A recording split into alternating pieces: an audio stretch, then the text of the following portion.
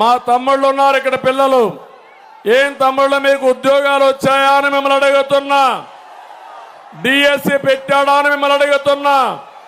Job calendar ఇచ్చాడా అని మిమ్మల్ని అడుగుతున్నా. ఇస్తాడని నమ్మకం ఉందా అని మిమ్మల్ని అడుగుతున్నా. మళ్ళా మీకు జాబ్ రావాలంటే మళ్ళా మేము కూటమి రావాలి. నాకు కొన్ని ఆలోచనలు ఉన్నాయి. నా ఆలోచనలకి పదును పెడుతూ ఒక క్రియేటివిటీ ఇచ్చే ఆలోచన ఉండే వ్యక్తి పవన్ కళ్యాణ్ గారు అని చెప్పి కూడా నేను మీకు తెలియజేస్తున్నా. ఇప్పుడే ముందు మీటింగ్లో నేను ఒక మాట మాట్లాడాను. బీసీల యొక్క జనాభాని కులగణన చెయ్యాలి, చేస్తామని నేను ఒక మాట చెప్పాను. ఆ సమయంలో పవన్ కళ్యాణ్ గారు నాకు చెప్పింది, అది చేస్తూనే ఇక్కడ యూత్ ఉన్నారు, వీళ్ళందరి స్కిల్ డెవలప్మెంట్ చేసి ప్రపంచాన్ని జయించే శక్తి మన యువతకుంది. ఒక ఎగ్జాంపుల్ కూడా చెప్పాడు. నేను చిన్నప్పుడు మా అన్న నాకు సినిమా నేర్చుకునే డైలాగులు చెప్పడం కానీ నటన నేర్చుకోవడానికి నైపుణ్యాన్ని నేర్పించాడు.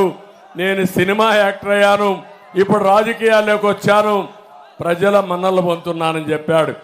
ఆ సమయంలో చిరంజీవి గారు తీసుకున్న నిర్ణయం ఈరోజు కుటుంబం మొత్తం సినిమా యాక్టర్లు అయ్యారంటే అది సరైన సమయంలో మనం ఇచ్చే నైపుణ్యం మన పిల్లలకు నేర్పించే విధానం అని చెప్పి నేను మీకు తెలియజేస్తున్నా. అందుకని నైపుణ్య కేంద్రాలు పెడతాం. యువతకు హామీ ఇస్తున్నా, మీ అందరికీ ఉద్యోగాలు 20 లక్షల ఉద్యోగాలు ఇచ్చే బాధ్యత మాది. వర్క్ ఫ్రమ్ హోమ్, మీ ఇంట్లో కూర్చొని ప్రపంచ కంపెనీలో పనిచేస్తారు.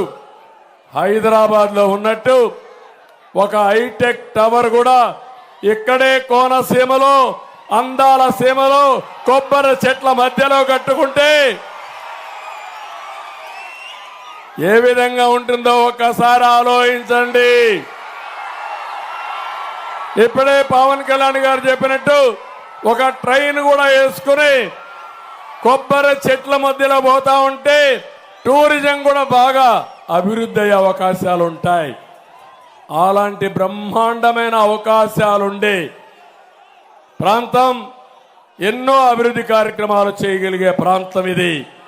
నేను అందుకే మిమ్మల్ని అందరినీ కోరుతున్నా, తమ్ముళ్ళ భవిష్యత్తు ఏమమ్మా, ఆడబిడ్డలు మీరు ఆలోచించండి, తల్లిదండ్రులు మీరు ఆలోచించండి.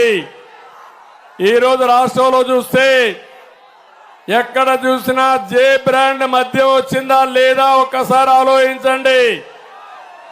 ఒకప్పుడు తెలుగుదేశం పార్టీ టైంలో 60 రూపాయలు క్వార్టర్ బాటలు. ఇక్కడ కూడా చాలా మంది మందు బాబులు ఉన్నారు. ఏం తమ్ముళ్ళు 60 రూపాయలు ఇప్పుడు ఎంత? ఇప్పుడు క్వార్టర్ బాటలు 200 రూపాయలు. అవునా కాదా అని మిమ్మల్ని అడుగుతున్నా.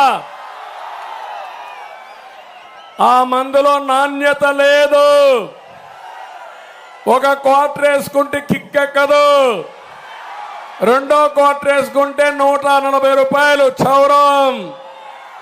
2 బాటలు తాగితే ఆరోగ్యం క్షీణించిపోతుంది, గుండెల్లో మంట వస్తుంది, కిడ్నీ సమస్యలు వస్తాయి. కానీ జగన్మోహన్ రెడ్డికి మాత్రం కనికరం లేదు. దీనికి తగినట్టు నేను అడుగుతున్నా, అమలాపురంలో గంజాయి దొరుకుతుందా లేదా తమ్ముళ్ళు అని మిమ్మల్ని అడుగుతున్నా. ఉందా లేదా అని మిమ్మల్ని అడుగుతున్నా. గంజాయి ఉందని వాళ్ళు చేలిపైకి ఎత్తండి. ఏం తమ్ముళ్ళు, తేలుగుట్టిన దొంగల మార్గమునుంటే సమస్య పరిష్కారం కాదు. రాష్ట్రం అంతా గంజాయి ఉంది, అవునా కాదా? ఒక్కరోజు ముఖ్యమంత్రి సమీక్ష చేశాడా? అదే నేను గాని పవన్ కళ్యాణ్ గారిని భరిస్తామా అని మిమ్మల్ని అడుగుతున్నా. మన బిడ్డలు గంజాయి పాలైతే ఒకసారి అలవాటు చేసుకుంటే ఎవ్వరూ కాపాడలేము. అది మా బాధ. ఈ రాష్ట్రాన్ని కాపాడుకోవాల్సిన అవసరం ఉంది. ఇది కాకుండా అప్పుల్లో రాష్ట్రం నెంబర్ 1గా తయారైంది. దివాలా తీసే పరిస్థితి వచ్చింది. కడాన అప్పుల కోసం మీరు చూస్తే మద్యాన్ని తాకట్టు పెట్టి 25,000 కోట్ల రూపాయలు తెచ్చారంటే ఈ డబ్బులు ఎవరు కట్టాలని అడుగుతున్నా.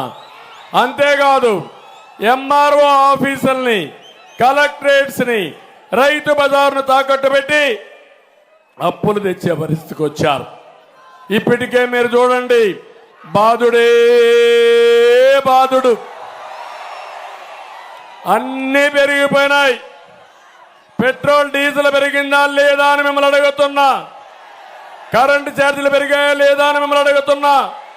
నిత్యావసర వస్తువుల ధరలు పెరిగాయా లేదా అని మిమ్మల్ని అడుగుతున్నా. చెత్త మీద పన్నేసాడా లేదా అని మిమ్మల్ని అడుగుతున్నా. ఆస్తి పన్నేసాడా లేదా అని మిమ్మల్ని అడుగుతున్నా. ఏం తమ్ముళ్ళు ఇంత పన్నులేసి ట్యాక్సులేసి ఈ అప్పుల పాలు చేశాడంటే ఏమనాలి ఈ ముఖ్యమంత్రిని అంటున్నా. అతను చెప్పేది ఒకటి ఉంది, నేను సంక్షేమాన్ని ఇస్తానని. ఇప్పుడే పవన్ కళ్యాణ్ గారు చెప్పారు, మేము అతనికి ఇచ్చేదానికంటే మెరుగైన సంక్షేమ కార్యక్రమాలు ఇచ్చే బాధ్యత మాది. అతను 10 రూపాయలు ఇస్తే మేము 15 రూపాయలు ఇస్తాం, తగ్గించాం. తెలుగుదేశంలో 19% సంక్షేమ కార్యక్రమాల్లో బడ్జెట్లో పెడితే ఇతను ఇచ్చేది 15%. కానీ రూపాయి పెడితే 1000 రూపాయలు పబ్లిసిటీ ఇచ్చుకునే రకం ఇతను.